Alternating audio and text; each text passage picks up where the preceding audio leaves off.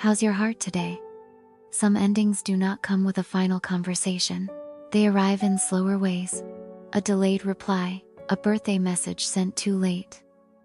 A call we meant to return tomorrow, and somehow never did. Tonight's letters are about friendships that faded without betrayal, without drama, without anyone clearly choosing goodbye. If you have ever missed someone you technically could still text, this episode may feel familiar. Let's begin with the first letter. I keep thinking our friendship ended on an ordinary Tuesday. Not because anything dramatic happened, but because nothing did. You sent me a message asking if I was free that weekend. I saw it while leaving work, typed, "Let me check and get back to you," and fully meant it. I remember because that was the kind of message that felt harmless, small, delayable. The kind you think life will let you answer later. Later turned into 4 days. Then by the time I replied, it felt awkward.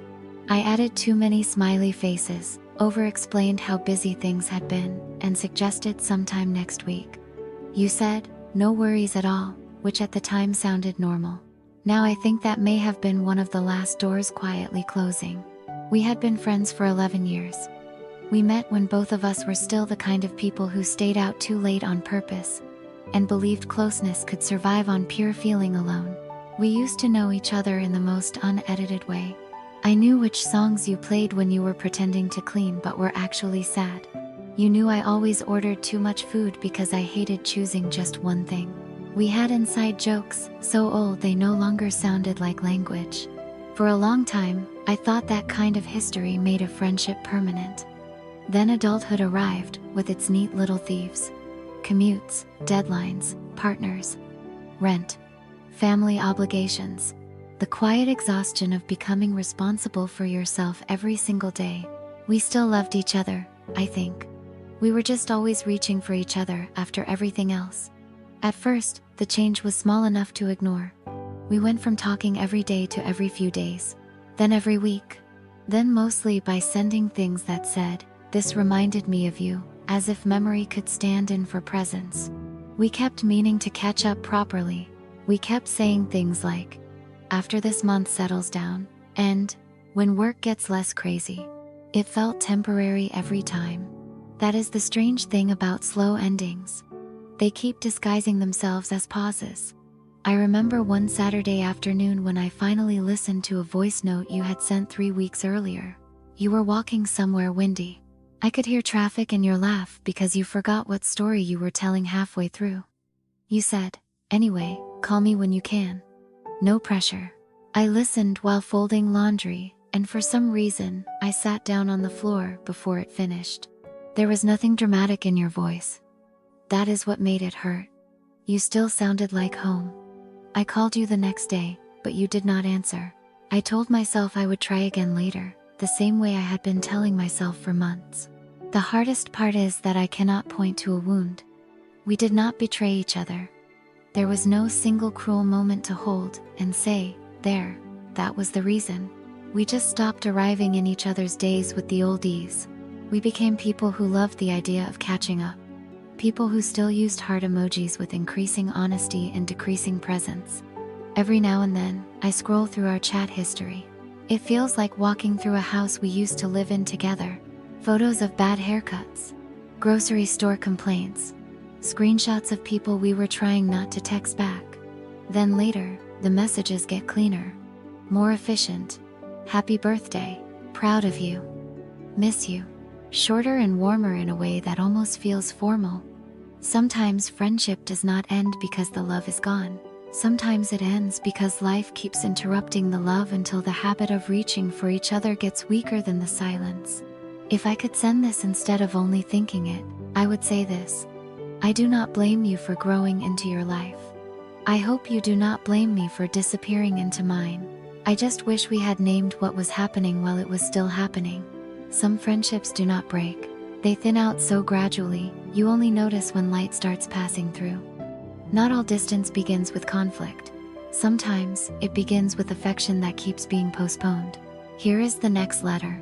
I knew our friendship was changing when I started hearing your life from social media instead of your voice. It sounds shallow when I say it like that, but it was not shallow to live through. We used to tell each other everything before it became public. New jobs, bad dates, family stress, tiny private wins, the kind of Tuesday-level details that make up real closeness. I did not learn big things about you from a caption. I learned them in the middle of random weekdays, through voice notes and midnight calls and messages sent from grocery store lines. Then, slowly, I became someone who found out with everyone else. You posted a photo of your new apartment before I knew you had signed the lease. You shared a birthday dinner with people I had never heard you mention. You put up a picture from a weekend trip, and I stared at it longer than I should have, trying to understand when exactly I had moved from your inner circle to your audience. The embarrassing part is that nothing in your posts was unkind. You were just living. I was the one standing on the outside of a window that had not been locked, only no longer opened in the same direction. We had been the kind of friends who could spend whole evenings doing nothing impressive, take out containers on the floor. A half-watched show neither of us cared about. Long pauses that were comfortable, because neither of us felt pressure to perform. I do not think I appreciated enough how intimate ordinary time can be until ours disappeared. When my grandmother got sick, you texted me every morning for a week just to ask how I was sleeping. You did not try to fix anything. You just kept appearing. That was friendship to me because of you, not perfect availability, just repeated presence. So when we began fading, I kept waiting for one of us to mention it. I thought there would be some honest adult conversation where we admitted the rhythm was off. Instead, we became very polite. We liked each other's posts. We reacted to stories. We sent occasional, "We really need to catch up soon," as if saying it counted as an appointment with the truth. I replay one memory more than I should. We met for coffee after not seeing each other for months. The conversation was nice. Nice in the saddest possible way. We covered all the expected subjects. Work, family, sleep, the city, prices of everything. We laughed, but not from the old place. It felt like trying on a sweater that still looked like ours but no longer fit the same. At one point, you checked your phone and said, "Sorry, things have just been non-stop lately." I said, "I know. Same here." That sentence was true. It was also a hiding place. What I meant was, I miss you in ways that feel too small to justify and too real to ignore. For a while, I was angry, in the vague way people get angry when grief has nowhere obvious to land. I thought maybe I cared more. Maybe you had simply outgrown me. But time made me gentler. I began to realize friendship drift can happen even when both people care, and neither person knows how to ask for more, without sounding needy, nostalgic, or unfair. If I could say one honest thing to you now, it would be this. I did notice the shift. I noticed it every time I learned something important about your life at the same speed as strangers. I noticed it when our jokes stopped evolving. I noticed it when I started rehearsing what to say before calling you. And I also noticed that I kept choosing composure over honesty because I was afraid that naming the distance would make it official. Maybe silence protects dignity, but it also leaves a lot of love untranslated. There is a special kind of sadness in friendships that remain warm but no longer remain close. Here is the last letter for tonight. The strangest part is that you are still on my emergency contact list in my mind. Not on paper. Not officially. Just in that invisible place where the body stores its first instincts.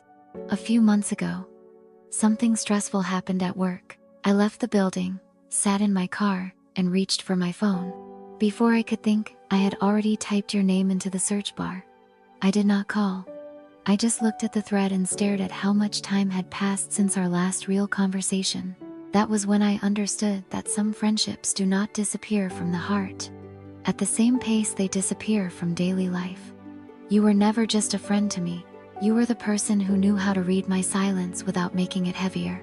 You had seen me through breakups, job changes, moving boxes, family dinners, panic before presentations, and those weird aimless seasons in your 20s when everyone looks functional and privately feels behind. You knew which version of "I'm tired" meant I needed rest and which one meant I needed company. For years, you came to family things like you belonged there. And honestly, you did. My mother still asks about you sometimes in the casual tone people use when they are trying not to show they care. How is that friend of yours? She says, as if she does not remember exactly how you took your tea. I always say, I think she's doing well, and feel the gap in that sentence. I hate that, I think is all I have now. We did not drift because we stopped mattering. We drifted because both of our lives filled up at the same time, and neither of us wanted to become another obligation in the other person's overflowing week. There is something loving about that, and also something tragic. We were both trying to be considerate, and in doing so, we slowly removed ourselves from the everyday places where friendship stays alive. I think about the last evening that still felt easy. We went to a grocery store late, mostly because neither of us had real dinner plans. You bought yogurt, cereal, and flowers that were slightly discounted because they were starting to open too wide. I teased you for buying flowers when your rent was late, and you said, I am trying to make my life look like I am handling it. We laughed so hard in aisle 7 that an employee looked at us with exhausted affection. Nothing important happened that night, which is probably why it stays with me. Friendship is often built in moments that would sound boring in summary: car rides, errands, half-serious conversations while waiting for the kettle. The world does not recognize those scenes as meaningful, but the heart does. Maybe that is why losing a friendship like ours feels so hard to explain. There is no grand event to justify the ache, just the absence of 1,000 small witnessings. I almost texted you on my birthday this year, which makes no logical sense, because it was my birthday, not yours. But you were the person who used to call before noon and sing badly, on purpose, just to make me laugh. I made coffee, looked at my phone, and had the strange feeling of missing not only you, but the old choreography of being known by you. Instead of texting, I walked to work.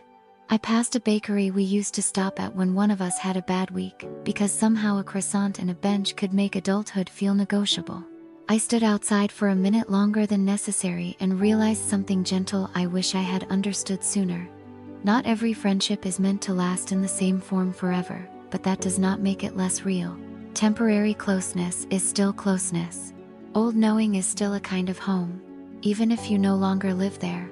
If I ever do send this, I do not think I would ask for us back exactly as we were.